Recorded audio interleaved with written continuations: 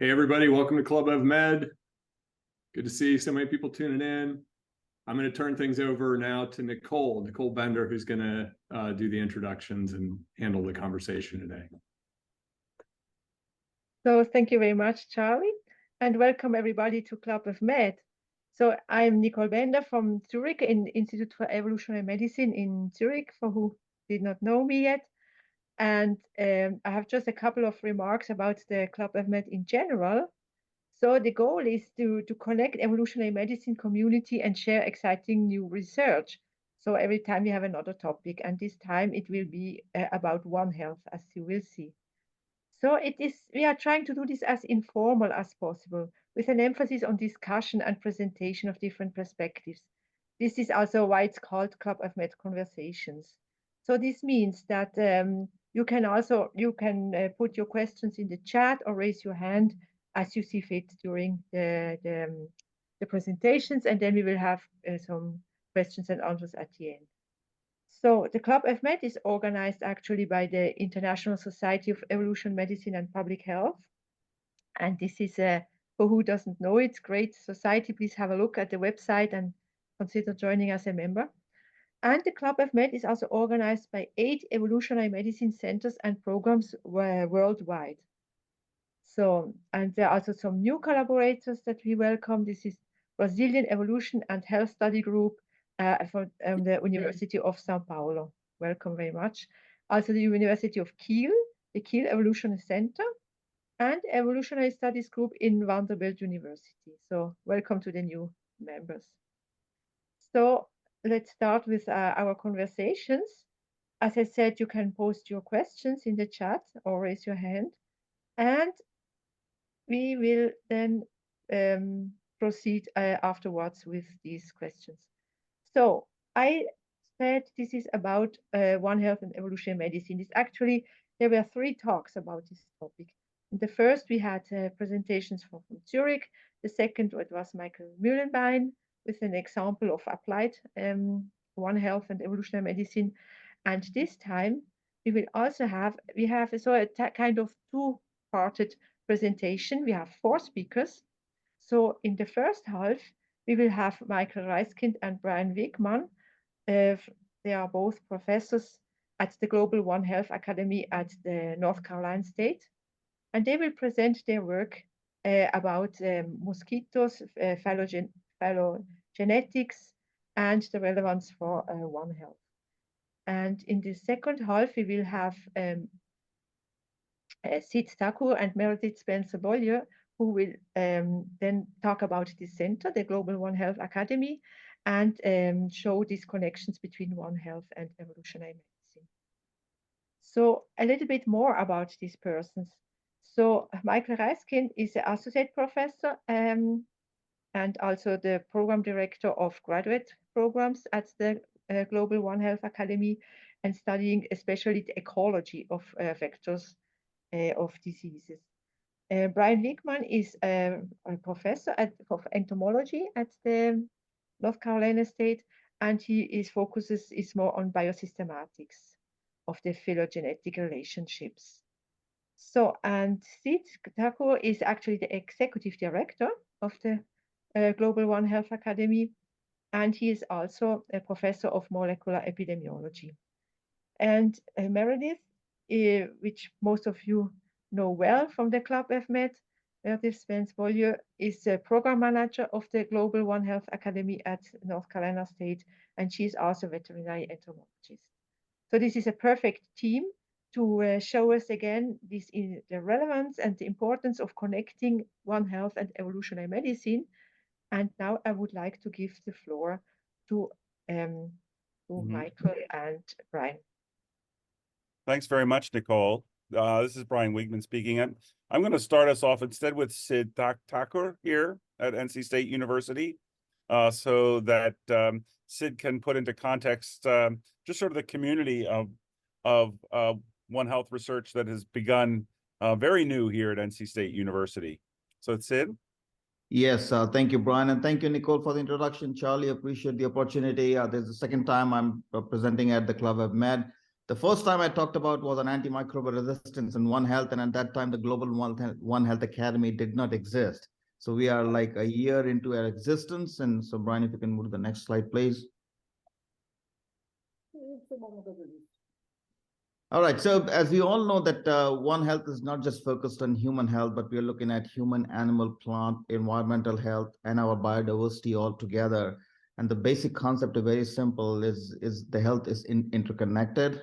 We really cannot improve One Health unless we focus on all of them under one umbrella. And that is really the One Health model. And this is the CDC definition of One Health. Next slide, please. So there's a lot of activity around the One Health.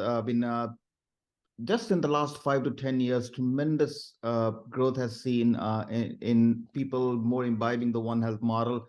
I think the pandemic also significantly helped in sort of, putting One Health out there, where you just can't focus on the human side of the equation, but the animals, the vectors, the environment, they're all interconnected.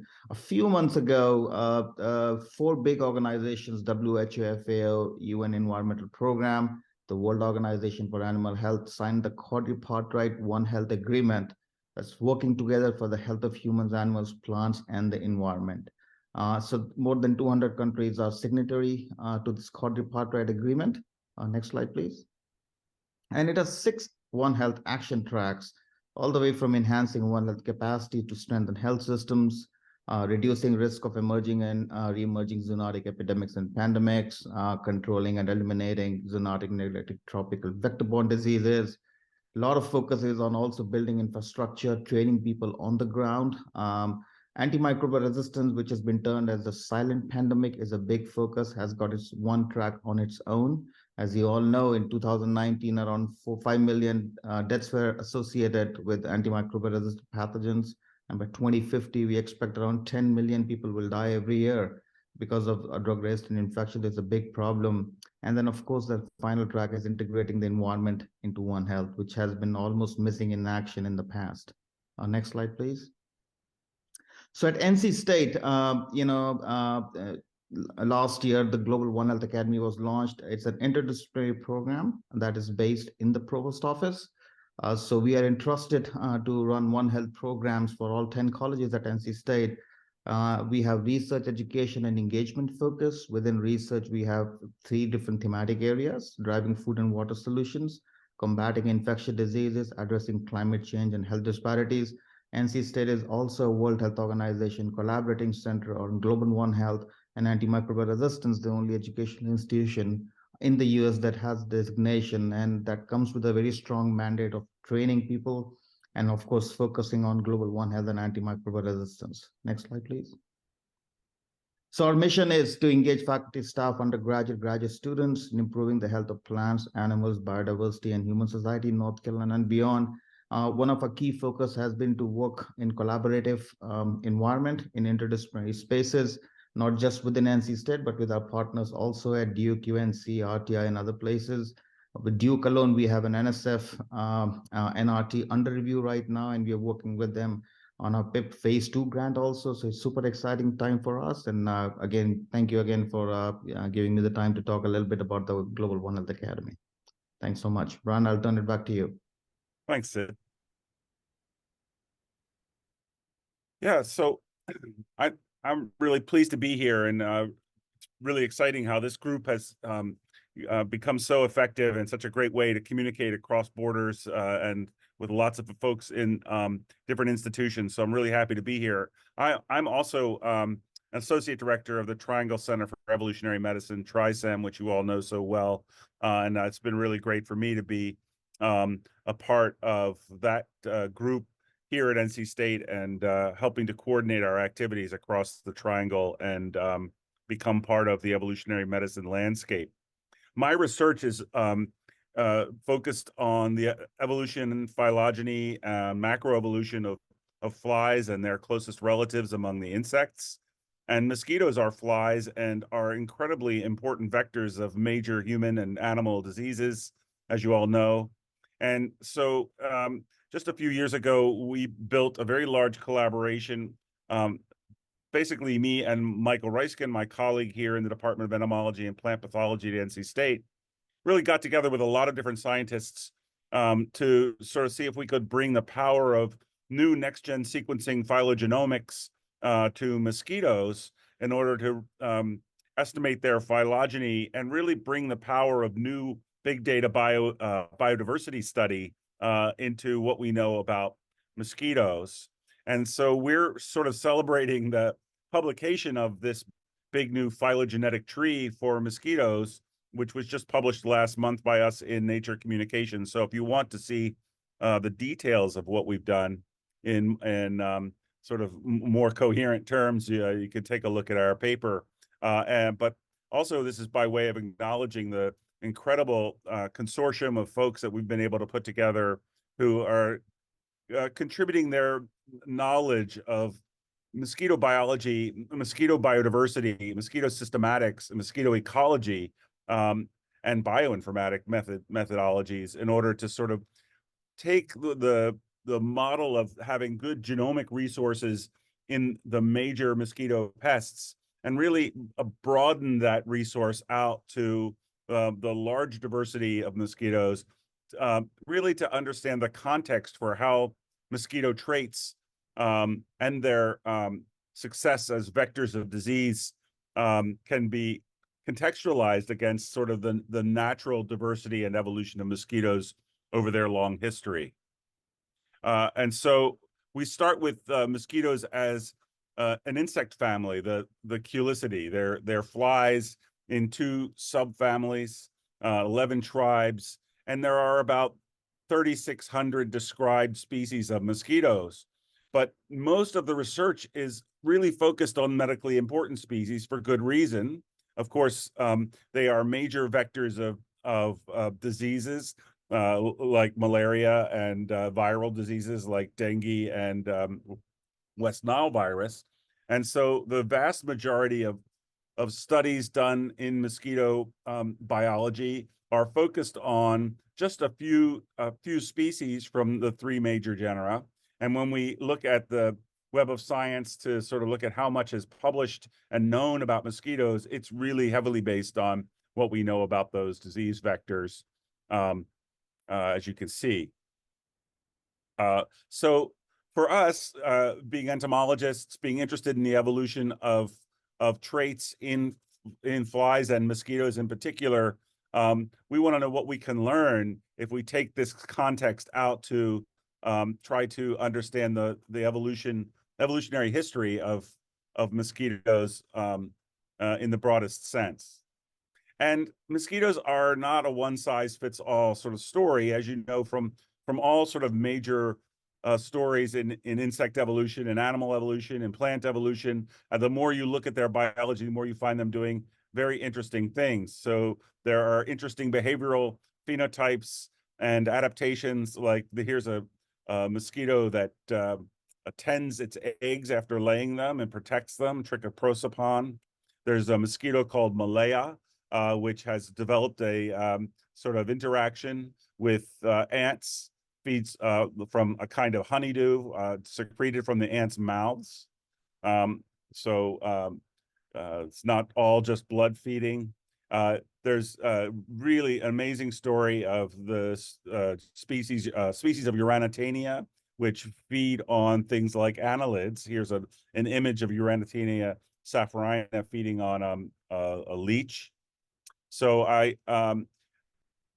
everything we think we know about mosquitoes is sort of also in this context of a much broader biological story about the evolution and host use of mosquitoes over the long term. And it turns out that mosquitoes have been very, very difficult for the average fly systematist and evolutionary ecologist to classify. So they're a very large group, a very old group, and hypotheses about their relationships, about the sort of story of their phylogenetic tree over time has been very contentious, very difficult to discern, and there's been a loss of a lot of real expertise over time in terms of people who can be funded to really take that diversity into account and study it. So, for example, taxonomic changes and phylogenetic changes in the last 25 or 30 years meant that we went from 42 genera to 115 genera, and then back again to 42 genera as people tried to figure out how the complex traits of mosquitoes change our assumptions about what groups are related to what. And then not all mosquitoes are very much alike. There's a specific large mosquito called Toxorhynchites rutilis, here pictured on the slide, which does not take blood meals.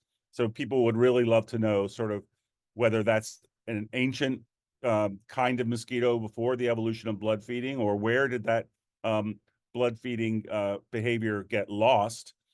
Ironically, that is the same mosquito, because of its large size, that was used in the movie Jurassic Park as an amber inclusion.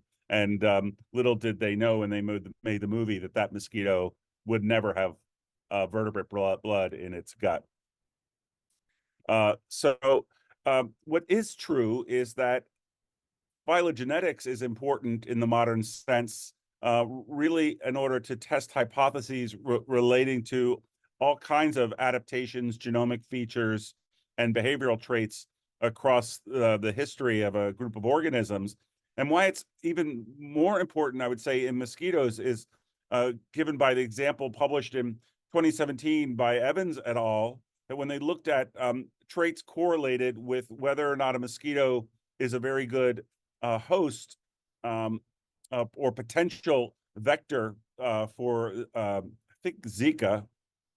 You can correct me if I'm wrong. I can't recall now at the moment. But what they found is a very, very strong effect of, yeah, it was Zika, it's on the slide. A very, very strong effect of subgenus. So the best predictor of whether something could be a good vector for Zika was simply understanding and knowing its taxonomic position in the classification, rather than all of these other attributes relating to its diversity. And so having a better phylogenetic estimate of mosquito interrelationships became our main goal, really because we, despite all the work that's been done, we don't really know, or didn't really know until very recently, exactly how connected various species that impact humans, where, for example, the vector species are on the tree relative to each other, even within the groups that contain medically important species. So we did that by building this large NSF grant, a collaborative group.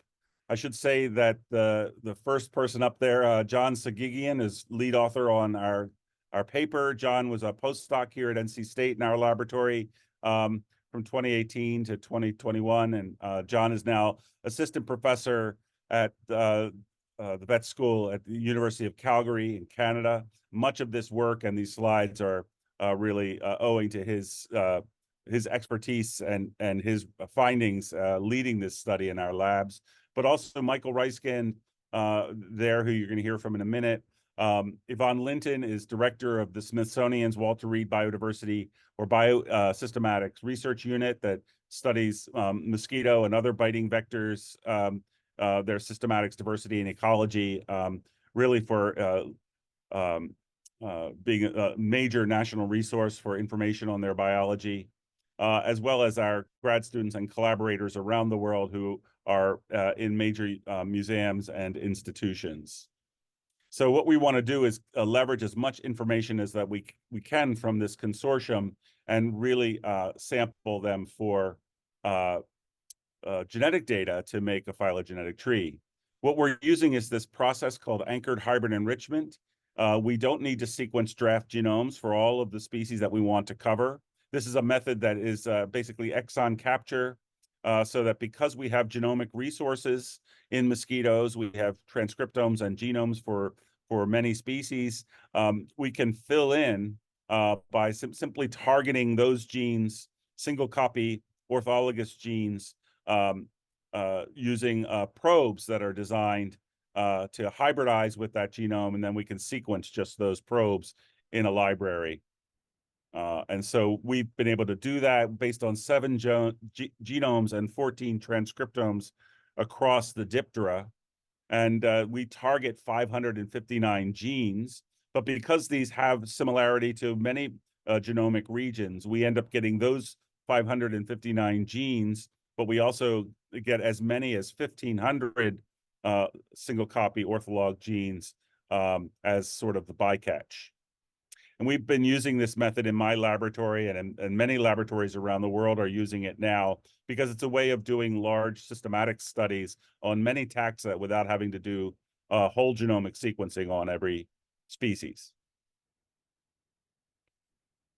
So a major hurdle with these large data sets is building a pipeline of methods to handle the data, and that just involves all of the sort of standard methods that you would use in generating genomic data, building reference catalogs, searching for particular gene models. It's important for less ambiguous phylogenetic analysis that we look for single copy orthologous genes across the genomes that we're sampling. And so we have a large number of methods that filter, decontaminate, filter, and organize the information into phylogenetic data sets so that the best possible set of genetic markers can be used without the ambiguity of a lot of paralogous genes from gene copy duplication. What we're proud of is that the mosquitoes have a large amount of genetic information, and so the kind of sequencing that one does, whether it's PacBio or Illumina, and whether that data comes from transcriptomes or genomes, our pipeline is sort of organized in such a way that we're able to get the same high coverage of orthologous genes depending on sort of the genetics or genomic resource that's used. And so our data set, I'm going to skip some of this. Our data set can combine anchored hybrid enrichment genes, those same genes coming from about 44 genomes. And then we also used about 11 available transcriptomes. And all this slide shows is that we have high coverage in our aligned orthologs, depending on the source, regardless of the source of the genetic information, whether it's newly sequenced or published already. Here's the phylogenetic tree that we're so pleased about, in the sense that it's really the best supported and the least ambiguous phylogenetic tree for mosquitoes anyone's ever seen. And it really ends up being sort of a major step forward for everyone that's trying to contextualize questions about the evolution of blood feeding, the adaptations associated with host finding, and sort of wanting to know whether one could look for elements of coevolution or resource tracking or vector-host relationships in some sort of evolutionary context. We also were able to place that weird fly, Toxorhynchides, that mosquito that does not take blood meals, is actually a close relative of these large, beautiful Sabbathine mosquitoes. And so there are fewer questions than there were before, and now a better classification of mosquitoes. All based on about 700 nuclear loci and about 500,000 amino acid sites. So characteristics of that tree sort of support what many mosquito systematists already knew, in the sense that Culex is a very difficult, large radiation of mosquitoes, both in North and South America, some of which are important transmitters of equine encephalitis and other diseases. And that group is still going to require a lot of systematics research, and it's not a monophyletic group. It's a big grade of interesting things, and this group called Lutzia comes out in the middle of it, and so does Dinosaurides. So these are just taxonomic issues. There's been major questions about the phylogenetic relationships and the history of groups in the large Adini a tribe of clades that have been broken up by incredible work with great foresight done by Belkin in the 1960s. And clear enough, Aedes also is not monophyletic, is made up of a large radiation of many clades, and new work will be done in order to figure out the interrelationships within Aedes. But overall, we've been able to use our large phylogenetic estimates to do a model-based analysis of both the divergence time, or the age of major clade origins, and test hypotheses about the timing of the diversifications of these clades with respect to what's going on in Earth history. And so an examination of the phylogenetic tree and its biogeographic context and timing of the radiation really shows that mosquitoes are an incredibly old group, having had their earliest origins really in the earliest part of the Jurassic, or right at the all the way back even before the Jurassic, and then having really interesting and major diversification events really within the continents as they broke up from their original associations in Pangaea, and especially this large signal of radiations within the continents contemporaneous with the Gondwanan breakup. So really what this ends up being is sort of a contextualized, a roadmap for understanding mosquito phylogeny in the deepest sense. So now we know the origin and interrelationships of many of the species on Earth. We have a genomic now library of potential DNA markers for any mosquito samples that we now receive, that we can fit into this tree and begin to ask more questions about their adaptations and history and interrelationships, because we have the context for accurate comparisons. I'm going to throw this over to Michael Reiskind, my colleague, who's going to talk about our work on the evolution of blood host relationships. Now that we have all of this information about mosquito phylogeny, we can ask questions about what we know about what they feed on and how important the interaction between host and mosquito turns out to be in terms of shaping the dynamics of current host use by mosquitoes. And so we want to look for a phylogenetic signal of host use across these major radiations of mosquitoes.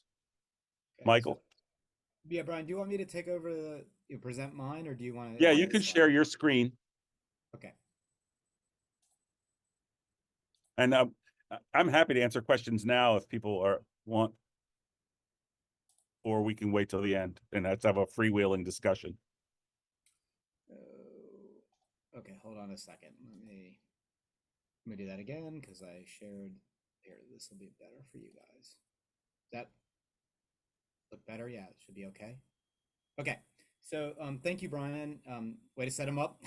Now I'll knock him down. And sorry I was a little bit concerned. I just came from talking to an 8th grade about yellow fever, which is great fun. They asked great questions, and I brought mosquitoes. I brought Aedes aegypti, and they were frightened and excited. So,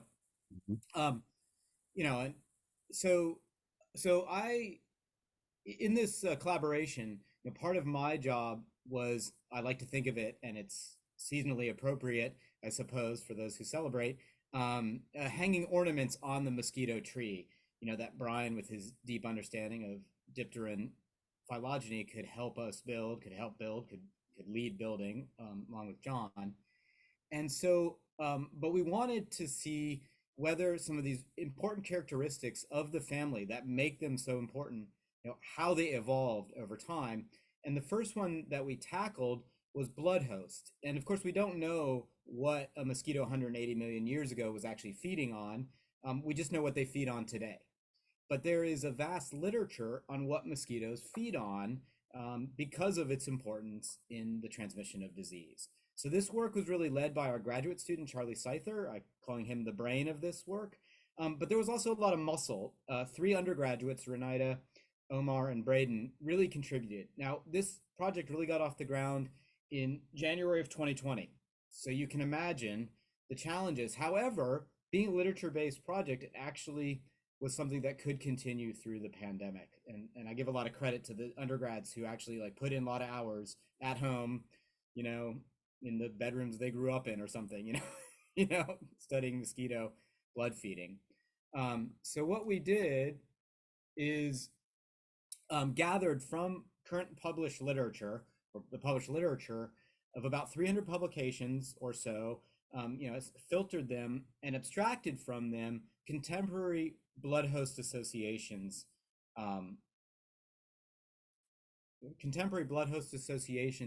with individual taxa species of mosquitoes. And so that 300 publications or so yielded about 293,000 individual records as individual mosquitoes having been recorded feeding on a vertebrate at the level of class, or invertebrate. There's very few invertebrate feeding, actually, even though we showed that photo, but mostly. So about 38 records per species of mosquito, and we ended up with 420 mosquitoes total. There's about 3,700 species of mosquitoes estimated in the world, so 10% or so we were able to capture. And this is just an example of what the kind of data tables would look like. So this first one, Aedes albopictus, the tiger mosquito, major vector and invasive pest mosquito. And you can see of the records, 65 saw them feeding on birds, 1,310 on mammals, and only 7 on reptiles. And this allowed us to generate proportions by species of what classes of vertebrate they fed upon. Okay, so this alone is a major lift. A lot of time went into this, a lot of undergraduate hours went into finding the data, pulling it out, and databasing it. Probably in 10 years, this will all be done by AI, making it a lot easier. But still, so kudos to them. And that then allowed us to use the phylogeny, or to map these blood host associations onto the phylogeny. The phylogeny is time calibrated, so allows us to look at the evolutionary history of blood feeding. And what you can see in this TBAS kind of circular phylogeny is at the origin of mosquitoes 180 million years ago. It's mostly purple. That's associated with amphibian feeding. And then you can see at these important nodes how our contemporary distribution of blood feeding is reflected in the phylogeny. I don't know if you can actually see my cursor or not, but that kind of thin rectangular plot along shows the in the fossil record, the approximate diversity of these vertebrate taxa over time. You can see that amphibians do dominate for a long period of time, and then we have dinosaurs and reptiles, as well as ultimately mammals. And we can see that that somewhat tracks the evolutionary history of the mosquitoes with our estimated reconstructed phylogeny of these character traits. So there's an amphibian feeding ancestor of the Culicidae. And you can see we even have, reflected in our contemporary distribution of mosquitoes, often marrying over time the diversity of these major clades and vertebra. And then, interestingly, a rise in mammal feeding kind of after the KPG boundary. Although interestingly, one of the older lineages of mosquitoes are the anophelines, which are the major malaria vectors, and they are not exclusively, but very much dominantly mammal feeding. So an interesting kind of exception to that adaptation over time. Not sure exactly what that means. The fossil record for mosquitoes isn't great. So, it's possible anopheles were a relatively rare, who knows, right? We can reflect that. And what this ultimately means when you look at the correlation between blood feeding and how far apart the species are on the phylogeny is that there is indeed an evolutionary signal of blood feeding, so that closely related mosquitoes are more likely to have similar blood hosts, and then that diverges. So more distantly related mosquitoes are less likely to share blood hosts. So this was really exciting. This is in that paper that we published. I do want to quickly share, because I know we're not giving quite enough time for discussion, that we are also doing the same approach, but with larval habitats. So the same team, essentially, after we did the blood host information, started gathering information on the larval habitats. Mosquitoes are obligately aquatic in their immature phase, but they occupy a wide variety of aquatic habitats, from permanent ponds, even lake margins, to really ephemeral bodies of water like tree holes, artificial containers like that tire, crab holes like on the upper right of that image, snow melt pools on the lower right, modified leaves like that Nepenthes pitcher plant. So we were able to collect, I think 1979, I believe was the number that Charlie shared with me, species descriptions. So over half of the total species diversity of mosquitoes. These were coded into 46 larval habitats. There was some combination as we realized that similar terms were being used to describe what's essentially the same habitat. And this led to a large ecological data set.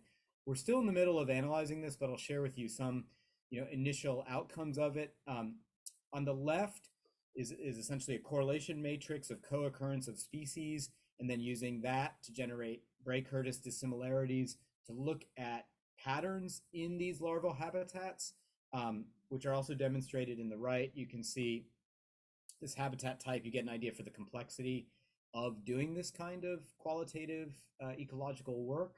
But you can see there are some patterns where groups of larval habitats are grouping together throughout this. And essentially what this results in is container-like habitats grouping together, permanent water and brackish habitats grouping together. This is not evolutionarily, mind you, this is just ecological classification. Permanent water that are fresh, and then temporary water, springs, snowmelt, and then streams. And then there's a kind of a wide category of temporary water that are just general ground pool habitats. There is also one kind of outlier in this, and that is the modified leaf habitat. That seems to be really rare, that species that are adapted to those kinds of specified larval habitats represent a fairly, well, I shouldn't say this, a unique adaptive syndrome. And so you don't find species in those habitats in any other kind of habitats, even container habitats that are similar. They are really adapted to those modified leaves. These are things like pitcher plants, Sarracenia in North America, Nepenthes in Asia, and also bromeliads in South America, and a little bit in Africa. Right. And so we're able to do the same kind of mapping onto the phylogeny and ancestral state reconstruction. And really the most important thing that you see is you see some association with the rise of angiosperms, particularly things that occupy phytotomata or collections of water in plant parts that seem to correspond to this. And the other probably major takeaway from this is that when things adapt to phytotomata, they don't go back to being a ground pool inhabiting clade. So kind of once you go into that specialized habitat, now you might go into artificial containers, or you might go into rock pools or crab holes, or modified leaves, but you don't go back into ground pools. So it's somewhat of an evolutionary one-way street. Okay, and then the tree hole ones also seem to proliferate and diversify after that KPJ-BG boundary. So for the last part of our talk, and then there will be a little bit of time for discussion, I think Meredith is going to put this into a One Health and public health context. So Meredith, I will shut up now, let you take over, but I'll advance slides. So. Thanks. Yeah, so I'll keep this brief so we have time to discuss. But basically, I wanted to summarize by really pointing out how this links to evolutionary medicine. You can click next. So evolutionary medicine as a field has a really well-defined set of core principles. And studies like this really fall into two of those kind of core principles. One of the core principles is phylogeny, the idea that tracing phylogenetic relationships for species, populations, traits, or pathogens can provide insights into health and disease. And so we've really demonstrated that by understanding this phylogeny, we understand more about these 3,700 mosquito species that we really didn't have a lot of understanding of. So that can really tell us a lot about who are potential blood feeders of people or of animals of interest, and can help us understand which mosquitoes are highest risk for spreading infectious diseases. Another core principle of evolutionary medicine is coevolution, the the idea that coevolution among species can influence health and disease. And so again, this study really demonstrates that mosquitoes and their hosts have evolved in unison over evolutionary time. So One Health, unlike evolutionary medicine, doesn't really have a well-defined set of core principles. But mosquitoes, because of their heavy dependence on environmental conditions for larval habitat and for breeding, and then their dependence on humans and animals and for blood feeding, they really are at that intersection of human, animal, and environmental health. So they are a One Health study system. And infectious diseases really are kind of the bread and butter of One Health. That's not all One Health is, but it's very easy to see the connections between these three systems for infectious diseases. So studies like this can really help us understand the features that are associated with narrow or broad host associations. So mosquitoes with broad host feeding ranges are going to be highest risk for kind of spillover of infectious diseases because they're likely to feed on a bird and pick up some novel pathogen and then transmit it to a human because they'll feed on birds and humans. Versus those with a narrow host association are going to be more dangerous for specifically human pathogens because they feed from human to human exclusively. This study can also help us predict species of high concern for zoonotic disease spillover. So if we were just to discover a new mosquito species or there's spread of a known mosquito species that we don't know a lot about, putting it into this context can help us understand whether that's going to be a risky situation. And then it can also help us predict likely vectors for new pathogens. So that Evans et al. Paper that Brian mentioned at the start showed that the biggest predictor for Zika vector status was subgenus, but that was just a taxonomic assignment, not a phylogenetic relationship. So understanding the phylogenetic relationships can make those associations even stronger. Next slide. So I do want to close, since we're part of a series of Club EvMeds thinking about the intersection between evolutionary medicine and One Health. I mentioned that One Health doesn't really have core principles in the same way that evolutionary medicine does. There have been some recent work kind of helping to, or trying to understand what should be the core competencies for One Health. And this paper had a really nice effort at that. They determined 9 competencies in 3 categories. The categories are skills, values and attitudes, and knowledge and awareness. But you'll notice that these aren't really foundational principles. These are more kind of how do you approach things, and that really reflects that One Health is a framework and an approach, not necessarily a discipline, the same way that evolutionary medicine is. And so I do think that there's a lot of opportunity for evolutionary medicine and One Health to intersect because ecology and evolution are so critical for understanding infectious disease transmission, from spillover risk to exposure and to treatment and control. And so when we're thinking about training the next generation of scientists in One Health, they really do need to have ecological and evolutionary understanding. And that's a lot of times missing in formal training programs in One Health right now, which tend to be kind of sequestered in public health schools or in schools of veterinary medicine. So I think this is a large opportunity in a way that evolutionary medicine and One Health can work together and really help understand these complex issues at the intersection of human, animal, and environmental health. So I'll close there and would love to have discussion about this and about evolutionary medicine and One Health and the relationship.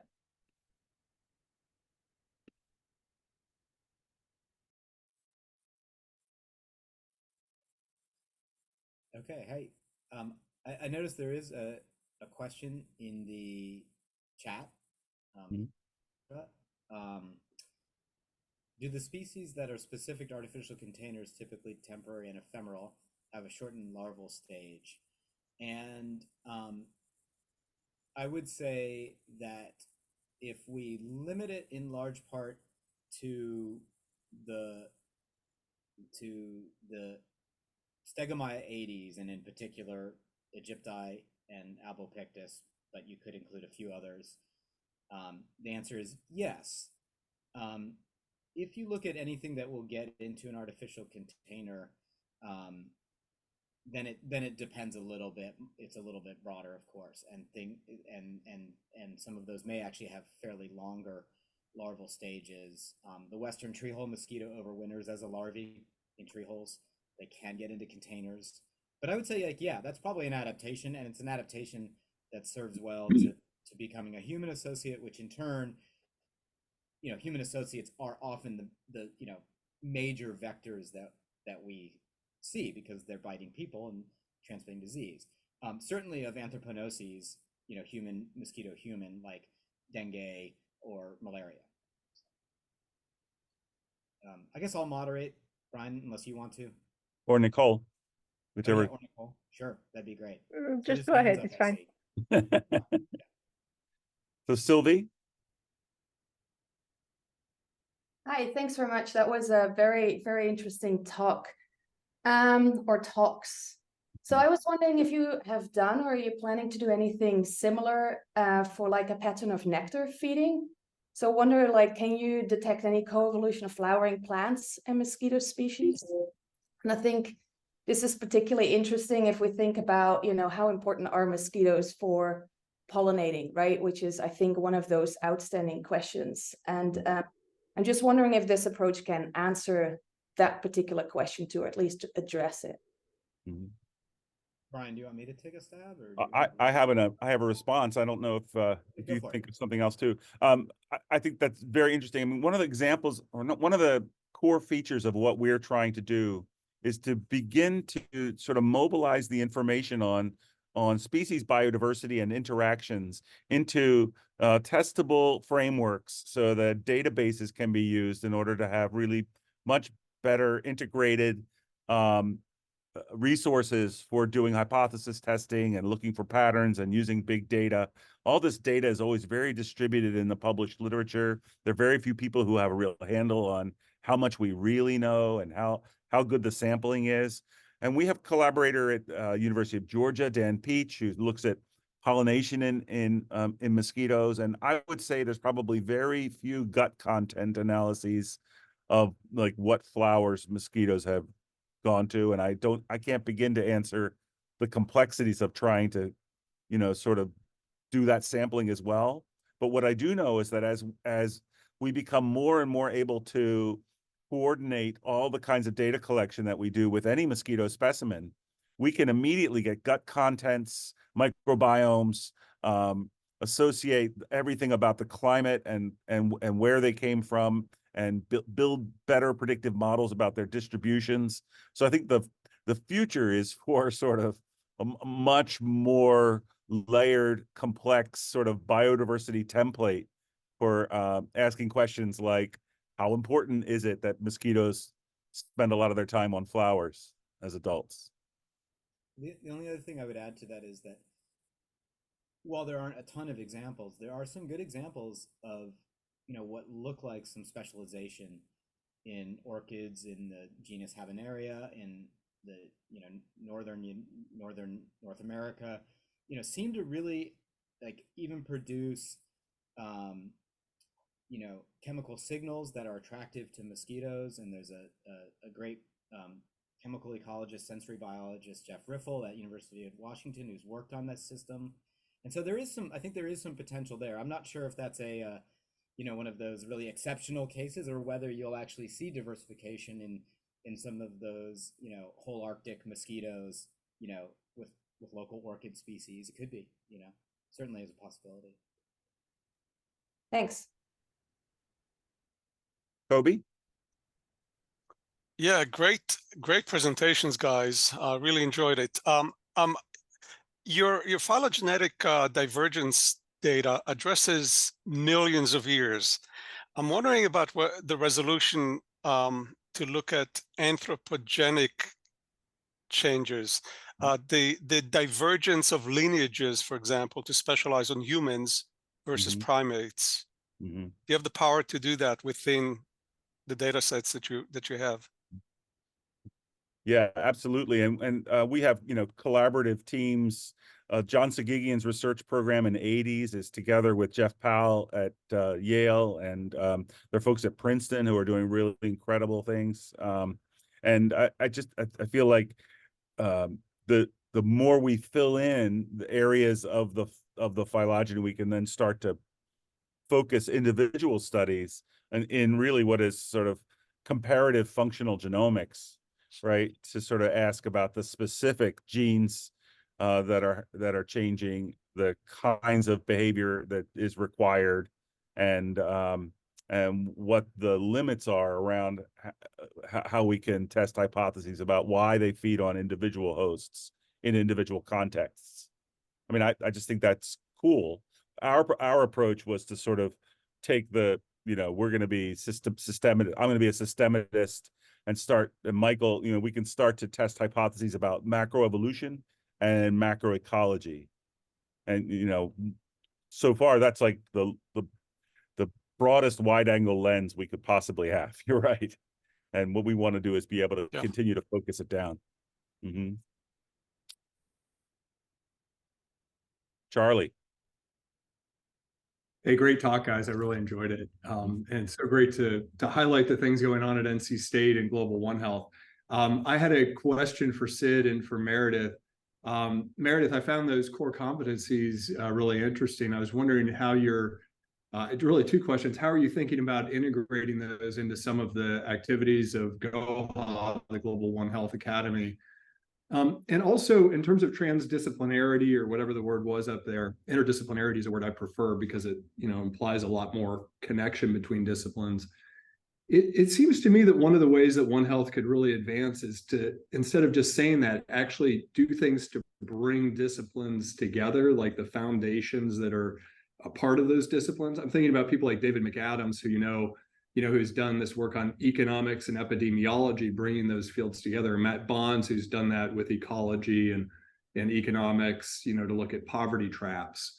So I don't know. I was just wondering how you're thinking about these core competencies and how you think about interdisciplinarity and what that really means in this context. Yeah, I can start and then maybe turn it over to Sid for some more comments. So the Global One Health Academy is very interested in education. We have a Global One Health Fellows training program for graduate students. We're hoping to develop more certificates and degree programs for the graduate level. And we also have programs at the undergraduate level. And I think a big challenge of developing those programs is, what are the things that you're teaching? So One Health is very skills-based. It is very, working together. How do you work with people across disciplines? How do you understand from a systems perspective the interactions between humans, animals, and the environment? But beyond that, it's not like, ecology as a foundation. I mean, I think it is, but what are the things that you're teaching in those programs? And so we as the Global One Health Academy are very interested in thinking about what are these foundational disciplines that everyone should know. And we do think that ecology and evolution are things that are essential for people working in the One Health space. But then there also has to be some more specific disciplinary expertise that they're bringing. So as far as kind of how do you start to really bring disciplines together, I think that's the question. One Health, I think, is getting there as a field, because there's a lot of One Health degree programs popping up. And so I think with the creation of degree programs and training programs specifically in One Health, there's going to be more of an identity for One Health as a discipline and not just as a framework and an approach. So do you have anything that you wanted to add there? Yes, so I think personally speaking, really, I look at One Health, if you look at from a student's perspective, is to give them an experience to how to solve a problem in an interdisciplinary fashion. So you have a big challenge, a big problem, and then you have a student from the College of Engineering, a student from the College of Veterinary Medicine, or somebody from social sciences, how they're going to approach that particular topic from their side of the equation, at the same time learn from other disciplines. And so that is really the idea behind some of the initiatives, especially in the education side that we are doing. So like what Meredith showed in a slide about skill sets, as we are reimagining our undergraduate program, as we are shaping our future graduate program, and these are the things that we want to keep in mind. But our activities have, and Charlie, you know that very well, we have been working with you on a couple of these, big picture proposals and ideas, is to really bring people from different disciplines to approach a big problem, whether it's, preventing future pandemics or whether it's focusing on infectious diseases or any other topic. Now, how that transitions moving forward is something that we are really, excited to see. But right now, our focus has been on creating that space at the university level and beyond the university boundaries, which is really focused on interdisciplinarity. Yeah, and I'll just quickly add, again, I think there's a tension for One Health programs about, is One Health something that you're doing as kind of an add-on for people that are getting training in a specific discipline? So are you taking an engineer and training them in the One Health approach and helping them see that broader perspective and then turning them back to their engineering discipline to apply those skills? Or is One Health a discipline of its own that you bring a student into and you train them in One Health? And if that is their degree in One Health, what does that mean? And so I think that's kind of where One Health is right now, is figuring out, is it just an approach or is it a discipline of its own? And if it is a discipline, what does that mean? And so that's something we're working with at the academy level as well. That's great. Thank you. And Sid, congratulations on GOHA, on the Global One Health Academy. That's really an amazing achievement and fantastic. What a great opportunity. Thanks, Great. guys. Okay, we're at the top of the hour. Anything else, Nicole or Johnny? No, thanks so much. See you guys in 2 weeks for our last Club Ev Med. Stay tuned. Thank you. And thanks Thank you. everybody. This is awesome. Cheers. Bye. Thanks, everyone.